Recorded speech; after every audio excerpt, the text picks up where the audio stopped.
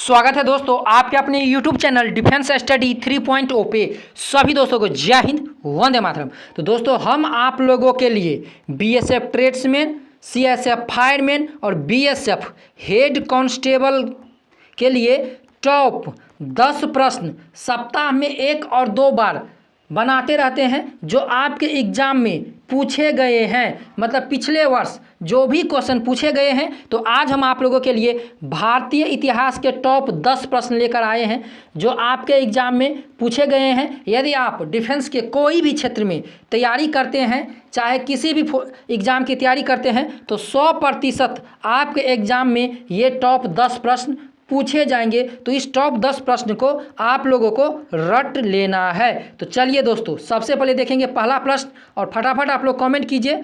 देखिए, चाणक्य, यहाँ पर देख लीजिए, चाणक्य किस नाम से जाना जाता था? बताइए। क्वेश्चन नंबर 1 का राइट आंसर क्या हो जाएगा? फास्ट।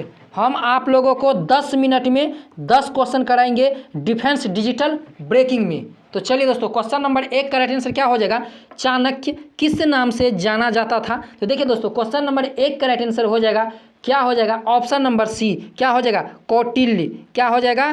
कौटिल्य। याद रखिए दोस्तों, चाणक्य का जो दूसरा नाम था, उपनाम था, वह कौटिल्य था। चलिए, भारतीय इतिहास से टॉप 10 प्रश्न है। चलिए, अर्थशास्त्र की रचना किसने की थी? बताइए। क्वेश्चन नंबर 2 का राइट आंसर क्या हो जाएगा?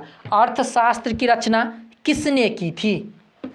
देखिए दोस्तों, ये एसएससी सीपीओ, एसएससी जीडी और डिफेंस के सभी एग्जामों में पूछा गया प्रश्न है कि अर्थशास्त्र की रचना किसने की थी। देखिए दोस्तों, क्वेश्चन नंबर 2 का राइट आंसर हो जाएगा, क्या हो जाएगा? कौटिल्य ने। किसने? कौटिल्य ने। और कौटिल्य कौन था दोस्तों? तो चाणक्य। मतलब अर्थशास्त्र की रचना किसने की थी? तो चाणक्य ने। अब देखिए, अर्थशास्त्र की रचना चाणक्य, कौटिल्य के द्वारा, विष्णुगुप्त द्वारा की गई थी। अर्थशास्त्र एक राजनीति विज्ञान की पुस्तक है। अर्थशास्त्र जो है वह एक राजनीतिक की विज्ञान की पुस्तक है। इसमें प्रशासन तथा राजनीतिक सिद्धांतों के बारे में बताया गया है। किसमें? तो अर्थशास्त्र में। चलिए नेक्स्ट प्रश्न देखते हैं। निम्न में कौन सा मौर्य वंश से संबंधित नहीं है? फटाफट कमेंट करके बताइए। क्वेश्चन नंबर 3 का दोस्तों केवल 10 प्रश्न है डिफेंस डिजिटल ब्रेकिंग में। निम्न में से कौन मौर्य वंश से संबंधित नहीं है? देखिए, क्वेश्चन नंबर 3 का राइट आंसर हो जाएगा कि निम्न में से कौन मौर्य वंश से संबंधित नहीं है? तो अजात शत्रु। कौन है दोस्तों? अजात शत्रु। कौन है?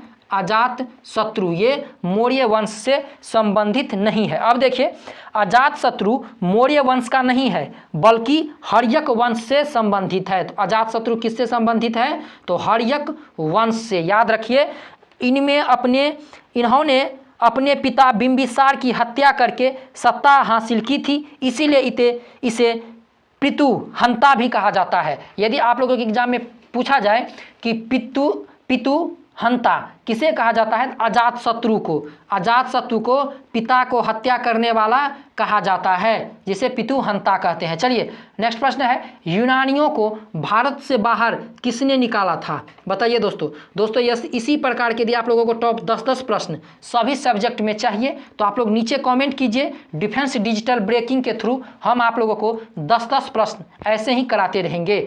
यूनानियों को भारत से बाहर किसने निकाला था? क्वेश्चन नंबर यहाँ पर राइट आंसर क्या हो जाएगा? यूनानियों को भारत से बाहर किसने निकाला था? तो चंद्रगुप्त मौर्य ने। किसने निकाला था दोस्तों?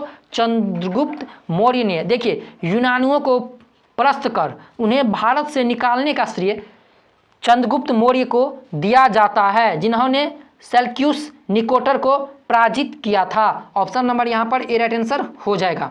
चलिए नेक्स्ट प्रश्न देखते हैं। नेक्स्ट प्रश्न है यहाँ पर कि मौर्य वंश के तत्काल बाद किस वंश ने आकर मगध राज पर शासन किया? दोस्तों आज जो हम क्वेश्चन करा रहे हैं, ये समझिए बहुत सारे एग्जाम में बार बार, एसएससी जीडी के तो एग्जाम में कई बार पूछे गए हैं, जो आपके बीएसएफ ट्रेड्समैन, सीएसएफ फायरमैन और बीएसएफ हेड कांस्टेबल के एग्जाम में पक्का इसमें से प्रश्न आएंगे। मौर्य वंश के तत्काल बाद किस वंश ने आकर मगध राज्यों पर शासन किया? तो देखिए राइट आंसर इसका क्या हो जाएगा? यहाँ पर क्वेश्चन नंबर 5 का जो राइट आंसर हो जाएगा दोस्तों, वह क्या हो जाएगा? शुंग। किसने किया था दोस्तों? शुंग वंश ने। अब देखिए, शुंग वंश के बारे में हम जानते हैं कि बता दें आप लोगों को कि अंतिम मौर्य सम्राट बृहद्रथा की हत्या उसके सेनापति पीयूष मित्र शुंग ने 185 ईस्वी पूर्व करके मगध पर शुंग वंश की नींव रखी थी। किसने दोस्तों? तो सेनापति जो पीयूष मित्र था, उन्होंने सम्राट बृहदस्थ को हत्या करके 185 ईस्वी पूर्व मगध पर शुंग वंश की नींव रखी। इसी वंश का अंतिम शासक देवभूति था। शुंग वंश का अंतिम शासक कौन था? तो देवभूति था। समझ गए दोस्तों? तो मौर्य वंश के तत्काल बाद किस वंश ने आकर मगध राज पर शासन किया? तो शुंग वंश ने। किसने? शुंग वंश ने। और शुंग वंश का जो अंतिम शासक था वह कौन था दोस्तों? कौन था? तो देवभूति। चलिए नेक्स्ट प्रश्न देखते हैं। मौर्य साम्राज्य की राजधानी कहाँ स्थित है? फटाफट कमेंट करके बताइए, मौर्य साम्राज्य की राजधानी कहाँ पर स्थित है? फटाफट सभी भाई लोग कमेंट करते जाइए। 10 मिनट में 10 क्वेश्चन कराएंगे। चलिए, मौर्य साम्राज्य की राजधानी कहाँ पर स्थित है दोस्तों? राइट आंसर इसका हो जाएगा, क्या हो जाएगा? पाटलिपुत्र। क्या हो जाएगा? पाटलिपुत्र। ऑप्शन नंबर यहाँ पर ए राइट आंसर हो जाएगा, पाटलिपुत्र। मौर्य साम्राज्य की राजधानी पाटलिपुत्र थी। पाटलिपुत्र को हर्यक वंश के शासक उदयन ने बसाया था। तो ऑप्शन नंबर यहाँ पर ए राइट आंसर हो जाएगा। दोस्तों यदि आप लोग चैनल पे नए हैं तो इसी प्रकार के प्रश्न पाने के लिए सब्सक्राइब कर दीजिए, यहाँ पर लाइक कर दीजिए, शेयर कर दीजिए। रोज रात 8 बजे फुल क्लास चलता है 1 घंटा का इसी प्रकार के प्रश्नों का। चलिए नेक्स्ट प्रश्न है, सातवाहन साम्राज्य का संस्थापक कौन था? फटाफट कमेंट करके बताइए, सातवाहन साम्राज्य का संस्थापक कौन था? देखिए दोस्तों, सातवाहन साम्राज्य का संस्थापक कौन था? राइट आंसर हो जाएगा सिमुक। कौन था? सिमुक। अब सिमुक के बारे में जानते हैं। सातवाहन का संस्थापक सिमुक ने की थी। सातवाहन वंश को अंध्र जातीय तथा अंध्रभूत्य कहा गया है।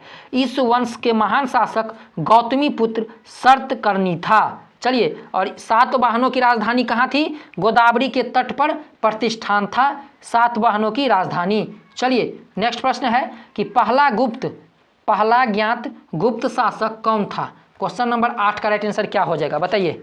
पहला ज्ञात गुप्त शासक कौन था? दोस्तों आप लोग चैनल को सब्सक्राइब भी करते जाइएगा और साथ में बेल आइकन बटन कॉल पे दबा क्लिक भी करते जाइएगा ताकि इस प्रकार के प्रश्न आप लोगों को मिलती रहे। चलिए, पहला ज्ञात गुप्त शासक कौन था? देखिए, बिना पैसा का न कोई कोर्स का फ्री में हम टॉप क्वेश्चन आपको करवाते हैं। चलिए, पहला ज्ञात गुप्त शासक कौन था? यहाँ पर राइट आंसर हो जाएगा श्रीगुप्त। कौन था दोस्तों? श्रीगुप्त। कौन था? श्रीगुप्त पहला गुप्त शासक था। देखिए, श्रीगुप्त का पहला गुप्त शासक माना जाता है, लेकिन गुप्त वंशावली में सबसे पहला शासक चंद्रगुप्त प्रथम मिलता है। कौन? चंद्रगुप्त प्रथम। ये भी हो सकता है और श्रीगुप्त भी हो सकता है, जिसका कार्यकाल 240 ईस्वी पूर्व से लेकर 280 ईस्वी तक था। श्रीगुप्त का गुप्त वंश का संस्थापक भी माना जाता है और श्रीगुप्त को पुनः ताम्रपत्र अधिराज के रूप में व्याख्या किया गया है। तो ऑप्शन नंबर यहाँ पर ए भी राइट आंसर होगा और बी भी राइट आंसर हो जाएगा। चलिए नेक्स्ट प्रश्न देखते हैं। नेक्स्ट प्रश्न है, कवि कालिदास किसके दरबार में रहते थे? बताइए दोस्तों, क्वेश्चन नंबर, कवि कालिदास किसके दरबार में रहते थे? क्वेश्चन नंबर 9 का राइट आंसर क्या हो जाएगा? देखिए दोस्तों, कवि कालिदास किसके दरबार में रहते थे? तो चंद्रगुप्त विक्रमादित्य के दरबार में। किसके? चंद्रगुप्त विक्रमादित्य के दरबार में। चलिए लास्ट क्वेश्चन है, गुप्त शासकों की सरकारी दरबारी भाषा क्या थी? गुप्त शासकों जो था सरकारी और दरबार में जो भाषा बोलती थी वह क्या थी? फटाफट कमेंट करके बताइए। तब तक आप लोग चैनल को सब्सक्राइब कर दीजिए, वीडियो को लाइक कर दीजिए, शेयर कर दीजिए। ये लास्ट क्वेश्चन है 10वां नंबर। फटाफट कमेंट करके बताइए राइट आंसर इसका क्या हो जाएगा।